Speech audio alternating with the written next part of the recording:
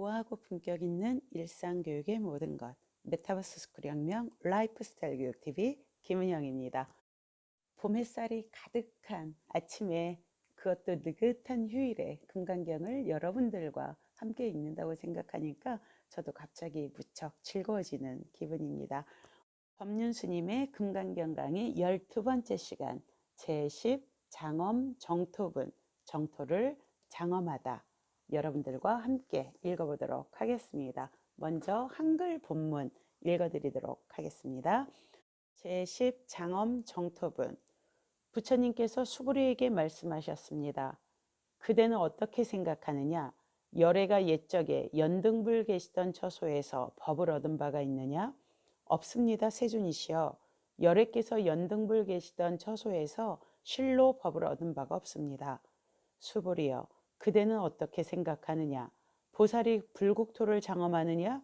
아닙니다. 세존이시여. 왜냐하면 불국토를 장엄하는 것은 곧 장엄이 아니라 그 이름이 장엄이기 때문입니다. 그러므로 수보리여, 모든 보살 마하살은 응당 이와 같이 청정한 마음을 내되 색에 머물러 마음을 내지 말며 소리와 향기와 맛과 감촉과 법에 머물러 마음을 내지 말지니 마땅히 머무는 바 없이 그 마음을 낼지니라. 수부리여, 비유컨대 어떤 사람의 몸이 수미 산왕만 하다면 그대는 어떻게 생각하느냐? 이 몸이 크다고 하겠느냐? 수부리가 대답하였습니다. 매우 큽니다. 세존이시여. 왜냐하면 부처님께서 몸이 아닌 것을 이름하여 큰 몸이라고 말씀하셨기 때문입니다. 자, 부처님 말씀이 무슨 말씀이신지 약간 갸우뚱하죠? 그러면 법륜 스님의 강의로 저희가 함께 이해해 보도록 하겠습니다. 깨달음의 약속. 성문사과의 단계는 다만 그렇게 이름하여 부를 뿐입니다. 깨달음의 길에 수다원, 사다함, 아나함, 아라한이라는 단계가 고정되어 있지 않으며 모든 법에는 그 본질을 규정할 만한 어떤 실체도 없습니다. 그런데 수보리는 그 가르침을 듣고 문득 또 다른 의심이 일었습니다. 부처님은 과거세에 연등 부처님을 뵙고 부처가 되리라는 수기를 받으셨는데 그렇다면 그때 연등 부처님으로부터 어떤 법을 받아 지니신 게 아닌가? 그러자 부처님은 수보리에게 바로 그 문제를 질문하고 수보리는 자신이 또 법이라는 상을 지었음을 깨닫습니다. 부처님께서 수보리에게 말씀하셨습니다. 그대는 어떻게 생각하느냐? 열애가 옛적에 연등불 계시던 처소에서 법을 얻은 바가 있느냐? 없습니다. 세존이시여. 열애께서 연등불 계시던 처소에서 실로 법을 얻은 바가 없습니다. 연등불의 수기는 석가모니 부처님의 전생담인 선해행자 이야기에 나옵니다. 선해행자는 연등 부처님이 지나가는 길이 흙탕길인 것을 보고는 입고 있던 옷을 벗어 깔고 그것으로도 부족하자 진흙탕에 몸을 엎드려 머리를 풀어 진흙을 덮었습니다. 그리고 부처님이 자신의 몸을 밟고 지나가기를 서원합니다. 연등 부처님은 이런 선해행자의 모습에서 지극한 신심과 법을 구하는 간절함을 읽고 그 자리에서 수기를 내립니다. 그대의 보리심은 참으로 쾌락하구나. 이같이 지극한 정성으로 수행정진하면 그대는 후세에 기필코 부처가 되리니 그 이름을 석가모니라 하리라. 선의 행자는 부처님께 자기의 모든 것을 공양했습니다. 가지고 있던 돈을 남김없이 털어 꽃을 사서 공양하고 입고 있는 옷을 벗어서 진흙탕에 깔고 머리카락을 풀고 온몸을 던졌습니다. 재물이든 지위든 육신이든 가치관이든 자기가 가진 모든 것을 부처님께 공양 올린 것입니다. 이것은 나로 삼을 만한 것은 무엇이든 다 내려놓았다는 뜻입니다. 그렇게 일체를 놓아버렸기 때문에 선의 행자는 부처님께 수기를 받을 수 있었습니다. 이렇게 수기란 어떤 법을 받아 움켜쥐는 것이 아니라 움켜쥐고 있는 모든 것을 내려놓음으로써 부처를 이룰 수 있다는 깨달음의 약속입니다. 선의 행자는 연등 부처님으로부터 무언가를 받은 것이 아니라 깨달음을 얻겠다고 한 마음을 일으키고 일체를 버림으로써 성불의 수기를 받은 것입니다. 이것이 불교라네. 수보리여, 그대는 어떻게 생각하느냐? 보살이 불국토를 장엄하느냐? 아닙니다. 세존이시여. 왜냐하면 불국토를 장엄하는 것은 곧 장엄이 아니라 그 이름이 장엄이기 때문입니다. 수보리는 다시 궁금해집니다. 보살은 다겁생내에 걸쳐 수많은 보살행을 함으로써 세계를 불국토로 장엄한다고 했는데 모든 중생이 부처고 세계가 이미 불국토라면 도대체 보살은 어떻게 정토를 장엄한다는 말인가? 그러자 그 마음을 읽은 부처님이 보살이 불국토를 장엄하느냐고 묻습니다. 수보리는 그제야 또 퍼뜩 정신을 차리고 자신이 불국토라는 상에 빠졌음을 깨닫습니다. 보살이 불국토를 장엄한다는 세속적인 상, 즉 물질적으로 풍요롭고 육체적으로 편안한 세계로 만드는 것이 장엄이라는 관념에 빠져 있었던 것입니다. 그렇다면 참된 장엄은 무엇일까요? 중생 스스로 편견과 업장을 버리고 번뇌를 소멸해 주인의 자리를 되찾는 것입니다. 사람들 모두의 마음이 편안하고 서로 사랑하며 돕고 사는 세상이야말로 불국토라고 할 수 있습니다. 이 말씀 듣고 보니까 정말 우리 모두 마음이 편안하고 서로 사랑하고 돕고 사는 세상이 바로 불국토라고 말씀하셨는데 갑자기 저 자신을 보게 되네요. 내가 생각하는 불국토, 이를테면 수행정진에서 내가 얻고 싶은 게 무엇이었는가? 그냥 일반 사람들이 이야기하는 돈과 운, 걱정 없이 풍족하게 사는 그러한 상태, 풍요, 번영, 이러한 것들, 불법 만난 지 7년이라고 하지만 그냥 그 자리구나. 나는 하나도 변한 게 없구나라는 생각이 듭니다. 참여하게 됩니다. 계속 읽어보도록 하겠습니다. 사람들은 모두 제 나름대로 소신이라고 믿는 각자의 편견으로 세상을 봅니다. 그리고 그 편견의 눈에 비친 세상의 모습을 끊임없이 분별하면서 번뇌를 일으키고 괴로워합니다. 마치 자기만의 색안경을 끼고 세상을 보면서 제 눈에 보이는 빨간색, 파란색, 노란색의 세상이 옳다고 우기는 것과 같습니다. 이렇게 색안경을 끼고 보는 세상이 중생계라면 저마다 끼고 있던 색안경을 벗는 것이 장엄이고 모두가 있는 그대로의 실상을 보게 되는 세상이 불국토입니다. 오래전의 일입니다. 미국 여행 중에 하룻밤 묵을 곳을 찾아 어떤 절을 찾아갔습니다. 그때 노스님 한 분이 저를 맞이했습니다. 지금 주인장은 출타 중이고 나도 객승이네. 그러면서 노스님은 당신이 하루라도 먼저 왔으니 나를 대접하겠다며 손수 비빔밥을 만들어 주셨습니다. 저녁 공양을 잘 얻어먹고 앉아 이런저런 이야기가 시작되었습니다. 그 시절 저는 한국 불교에 불만이 많았습니다. 그래서 마치 한국 불교가 잘못된 책임이 그 노스님에게 있다는 듯이 격앙된 목소리로 불만을 늘어놓기 시작했습니다. 불교가 이래서야 되겠느냐? 세상이 이렇게 돌아가는데 스님들은 뭐하고 있는 거냐? 이것도 문제고 저것도 문제다. 이것도 고쳐야 하고 저것도 고쳐야 한다. 그렇게 온갖 불평을 쏟아놓았습니다. 그렇게 2시간이 넘도록 듣고만 있던 노스님이 마침내 조용한 목소리로 입을 열었습니다. 이게 어떤 사람이 말이야 논두렁에 앉아 그 마음을 청정히 하면 그 사람이 중이고 그 논두렁이 절이라네. 이것이 불교야. 그 말씀을 듣는 순간 정신이 번쩍 들었습니다. 마음의 깨끗한 자가 스님이고 마음의 깨끗한 자가 머무르는 곳이 법당이고 그것이 불교라는 그 한마디가 저의 만가지 분별을 끝내버렸습니다. 저는 머리 깎고 먹물옷 입은 사람이 스님인 줄 알고 불상을 모신 기와집이 법당인 줄 알고 그런 게 불교라고 생각하고 있었던 것입니다. 그때까지 불교 아닌 것을 불교라 생각하고 그것을 뜯어 고치려고 애를 쓰고 있었던 것입니다. 어리석은 자는 허공의 헛꽃을 꺾는다는 말이 있습니다. 실제로 없는 꽃을 아무리 꺾으려 한들 결코 꺾을 수 없는 것처럼 불교 아닌 것을 불교라 생각하고 고치려 들었으니 죽을 때까지 애써봐야 될 수가 없는 일이었습니다. 노스님의 한마디로 그 어리석음이 탁 깨졌습니다. 그분이 바로 서암 큰 스님입니다. 불국토를 장엄한다고 하면 사람들은 절을 세우고 경전을 출판하고 사람들을 조직해야 한다고 생각합니다. 그러나 불국토는 바깥에 있지 않고 마음속에 있습니다. 마음이 청정하면 불국토고 마음이 번뇌에 찌들면 예토가 됩니다. 그렇다고 세상이 어떻게 되든 아무 상관 말고 외면하라는 뜻이 아닙니다. 수행자는 무엇보다도 자기를 정화시키는 일을 먼저 해야 한다는 말입니다. 바깥 경계를 탓하기 전에 늘 자기 내면을 먼저 살펴봐야 합니다. 일체 중생을 제도하겠다는 마음을 내되 만일 자기가 중생을 제도했다고 생각하면 그는 이미 보살이 아닌 것처럼 보살이 불국토를 장엄한다는 생각을 하면 그것은 이미 장엄이 아닙니다. 다만 보살의 행위를 이름하여 장엄한다고 할 뿐입니다. 제도하는 자와 제도받는 대상을 나누고 분별하듯이 예토와 정토를 나누어 무언가를 만들고 꾸민다는 생각은 아상, 인상, 중생상, 수자상을 벗어나지 못하는 관념입니다.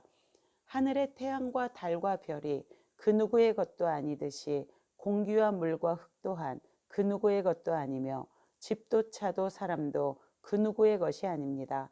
다만 그때그때 필요에 따라 쓰일 뿐이니 누가 쓴다 해도 인연에 따르는 것일 뿐입니다. 보살은 그런 마음으로 분별심 없이 불국토를 장엄합니다. 한 신자가 절에 다니면서 마음의 평화를 누리지 못하다가 교회에 가서 설교를 듣고 삶의 보람을 느끼게 되었다면 그걸 기분 나빠해야 할까요? 같이 기뻐해야 할까요? 당연히 기쁜 일입니다. 또 절에 나와서는 자기 이익만 챙기던 사람이 교회에 나가고부터는 남을 돕고 살기 시작했다면 그것은 좋은 일입니까? 잘못된 일입니까? 더없이 좋은 일입니다. 그런데 그 사람이 불자라는 생각에 매달려 있으면 저 사람은 왜 절에 다니다 교회 다니다 하는 거야? 하고 화가 치솟습니다. 상에 집착하는 중생심 때문입니다. 그 상만 버리면 그것은 다시 없이 좋은 일임을 알게 됩니다. 내 입장을 버리고 실상의 측면에서 본다면 세상에는 절대 있을 수 없는 일이란 없습니다. 윤리 도덕적인 고정관념의 상을 세우고 거기에 따라 옳고 그름을 재단하는 것은 괴로움을 자초하는 일입니다. 상을 깨고 한 발 물러나서 바라보면 누구를 만나고 어떤 일이 생기든지 미워하거나 원망할 일이 없습니다. 그가 내 마음을 오해해서 나를 미워할 수는 있겠지만 적어도 나는 이 세상 누구하고도 원수질 일이 없고 미워할 일이 없습니다. 다시 한번요. 상을 깨고 한 발 물러나서 바라보면 누구를 만나고 어떤 일이 생기든지 미워하거나 원망할 일이 없습니다. 그가 내 마음을 오해해서 나를 미워할 수는 있겠지만 적어도 나는 이 세상 누구하고도 원수질 일이 없고 미워할 일이 없습니다. 상을 없앤다는 것이 얼마나 중요한 일인지 이 말씀 한 말씀만 듣고도 이 분별나던 마음들이 많이 좀 차분히 가라앉으면서 저 자신을 다시 돌아보게 되는 것 같습니다. 네, 계속 읽어보도록 하겠습니다. 마땅히 머무는 바 없이 그 마음을 낼지니라. 그러므로 수보리여 모든 보살 마하살은 응당 이와 같이 청정한 마음을 내되 색에 머물러 마음을 내지 말며 소리와 향기와 맛과 감촉과 법에 머물러 마음을 내지 말지니 마땅히 머무는 바 없이 그 마음을 낼지니라. 참으로 행복하고 자유로운 사람이 되고자 하는 보살이라면 마땅히 청정한 마음을 내어야 한다고 했습니다. 여기서 청정한 마음이란 더러운 마음과 반대되는 깨끗한 마음을 말하는 게 아닙니다. 더러움과 대립하는 깨끗함, 악에 대립하는 선을 말하는 게 아니라 어떠한 상도 짓지 않고 무엇에도 집착하지 않는 걸림없는 마음, 육군 경계에 머문 바 없는 마음을 청정한 마음이라고 이름지어 부를 뿐입니다. 머문 바 없는 마음에 대한 가르침은 앞서 제4본에서도 살펴본 적이 있습니다. 보살은 색과 소리와 향기와 맛과 감촉과 법에 머물러 보시하지 않는다고 했습니다. 육군 경계로 모양 지은 상에 집착하지 않고 보시하는 것처럼 중생을 제도하고 불국토를 건설하겠다는 마음을 낼 때에도 상에 머무르지 않는 마음을 가져야 합니다. 응무소주 이생기심은 금강경에서 가장 유명한 구절 중 하나인데 그것은 육조 해능대사가 그 구절을 듣고 깨달음을 얻었다는 일화가 깃들어 있는 구절이기 때문입니다. 중국 남북조 시대 인도에서 온 달마대사가 중국의 선불교를 전했습니다. 이 선불교가 어느 정도 교세를 떨치기 시작한 것은 육조 해능대사 때부터였습니다. 해능은 양쯔강 이남의 가난한 집에서 태어났습니다.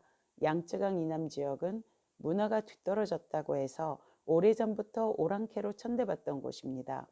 해능은 어려서 아버지를 여의고 어머니와 둘이 살면서 나무찜을 팔아다가 하루하루를 연명하는 어려운 살림을 꾸려가고 있었습니다. 어느 날 해능은 땔감을 팔고 나오는 길에 한 스님이 경을 읽는 소리를 듣게 되고 응무소주 이생기심이라는 구절에서 마음의 문이 열리게 됩니다. 금강경을 읽던 스님은 해능이 범상한 인물이 아님을 알아차리고 황매산에 있는 홍인대사를 찾아가 공부하라고 권했습니다. 그때 홍인대사의 문화에는 700여 명에 이르는 제자가 있었고 신수 스님이 상수 제자로 있었습니다. 해능이 찾아가자 홍인대사는 그에게 어디에서 왔냐고 물었습니다. 영남에서 왔습니다. 영남의 무지렁이가 어찌 부처가 될 수 있겠는가? 홍인대사의 한마디에 해능은 주눅들지 않고 대답했습니다.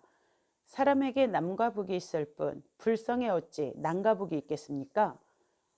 홍인대사는 해능의 대답으로 그의 그릇을 알아차렸지만 그런 기색은 비치지 않고 방앗간에서 방앗 찢는 일만 시켰습니다. 수백 명이나 되는 제자들이 해능의 존재를 도전으로 받아들이고 적대시할 것을 염려했기 때문입니다. 그렇게 8달이 지난 어느 날 홍인대사는 제자들에게 깨달음의 개송을 지어서 가져오라고 했습니다. 그러자 상수제자였던 신수스님이 조사당 남쪽 복도벽에 개송을 적었습니다. 몸은 보리의 나무요 마음은 밝은 거울과 같으니 때때로 부지런히 털고 닦아서 티끌과 먼지가 묻지 않게 하리라. 그 개송을 보고 홍인대사가 말했습니다.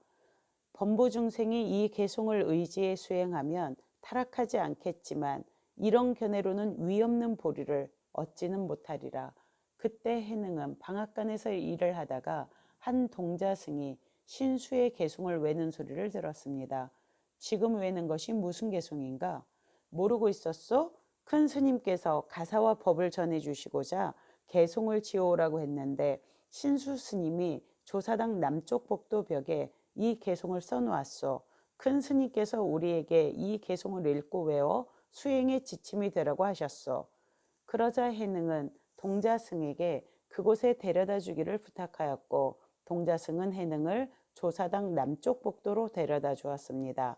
그러자 해능은 이 개송에 예배를 하고서는 글자를 알지 못하므로 어느 사람에게 읽어주기를 청했습니다. 해능은 듣고서 곧 뜻을 알았습니다. 그리고는 자신 역시 한 개송을 지어 글을 쓸 줄 아는 이에게 청해 서쪽 벽 위에 써달라고 했습니다. 우리는 본래 나무가 없고 밝은 거울 또한 받침대가 없네. 부처님의 성품 본래 깨끗하니 어느 곳에 티끌과 먼지가 있으리요. 그리고 해능은 곧이어 또 하나의 개송을 읊었습니다. 마음은 보리의 나무요 몸은 밝은 거울의 받침대라. 밝은 거울은 본래 깨끗하거니 어느 곳이 티끌과 먼지에 물들리요. 해능이 써놓은 개송을 읽은 홍인대사는 곧 큰 뜻을 잘 알았으나 여러 사람들이 알까 두려워 말씀하기를 이도 또한 아니로다 하셨습니다. 그러고는 밤중에 몰래 해능을 조사당으로 불러 금강경을 설해 주었습니다. 해능은 한 번 듣고 바로 그 뜻을 깨우쳤고 홍인대사는 해능을 선종의 법을 이어받을 육조대사로 인정했습니다. 이 일화에서 보듯이 절에 들어온 지 고작 8달 만에 스님도 아닌 일자무식의 해능에게 법이 전해진 그 모습이야말로 금강경에서 말하는 불법 그대로입니다. 응무소주 이생기심, 그 도리를 깨치기만 하면 처처가 불법이요 매사가 수행이며 만나는 사람 모두가 부처입니다. 법은 깊은 산속 절에 있는 것도 아니며 방대한 팔만대장경 안에 있는 것도 아닙니다. 내가 지금 몸담고 있는 현실 속에 매일매일 부딪히며 살아가는 사람들 속에 있습니다. 천율이 오죠. 응무소주 이생기심, 그 도리를 깨치기만 하면 처처가 불법이요 매사가 수행이며 만나는 사람 모두가 부처입니다. 저도 모르게 요즘에 저희 가족들이 모두 저에게 가르침을 주시러 오신 부처님이다라는 생각을 하곤 했는데, 지금 설해 주신 이 부분에서 제가 정말 마음에 엄청난 전율이 옵니다. 감사드립니다. 계속 이어서 법륜스님 강의를 들어보도록 하겠습니다. 다만 이름할 뿐이다. 수보리여, 비유컨대 어떤 사람의 몸이 수미산왕만 하다면 그대는 어떻게 생각하느냐? 이 몸이 크다고 하겠느냐? 수보리가 대답하였습니다. 매우 큽니다, 세존이시여. 왜냐하면 부처님께서 몸이 아닌 것을 이름하여 큰 몸이라고 말씀하셨기 때문입니다. 인도의 세계관에 따르면 수미산은 이 세계의 중심에 자리 잡고 있는 가장 큰 산입니다. 그런데 수미산이 아무리 크다고 해도 이 세계 전체와 비교하면 아무것도 아닙니다. 또 이 세계가 아무리 크다 해도 삼천대천 세계에는 비할 바가 아니고, 삼천대천 세계가 아무리 크다고 해도 겐지스강의 모래알 수만큼 많은 삼천대천 세계와 비교하면 티끌에 불과합니다. 지금 내 앞에 찻잔이 하나 있는데 이 잔을 크다고 해야 할까요? 작다고 해야 할까요? 간장 종주와 비교하면 크다고 할 수 있고, 된장 항아리와 비교하면 작다고 할 수 있습니다. 크다는 실체도 작다는 실체도 존재하지 않습니다. 기준이 무엇이냐에 따라서 상대적으로 크다고도 하고 작다고도 합니다. 다만 인연에 따라서 크다고 이름할 뿐이고 작다고 이름할 뿐입니다. 이렇듯 고정불변의 절대적 기준이라는 것은 존재하지 않습니다. 모든 구분은 인연을 따라서 나타났다, 인연을 따라 사라지는 상대적인 현상일 뿐입니다. 이렇게 제10 장엄정톱은 여러분들과 함께 했는데요. 상을 짓지 않는 훈련, 응무소주, 이생기심, 그 도리를 깨칠 수 있도록 행복하게 수행정진에 나가도록 하겠습니다. 여러분, 오늘도 함께 해주셔서 깊이 감사드립니다. 그리고 오늘 설법해 주신 법륜스님 감사합니다.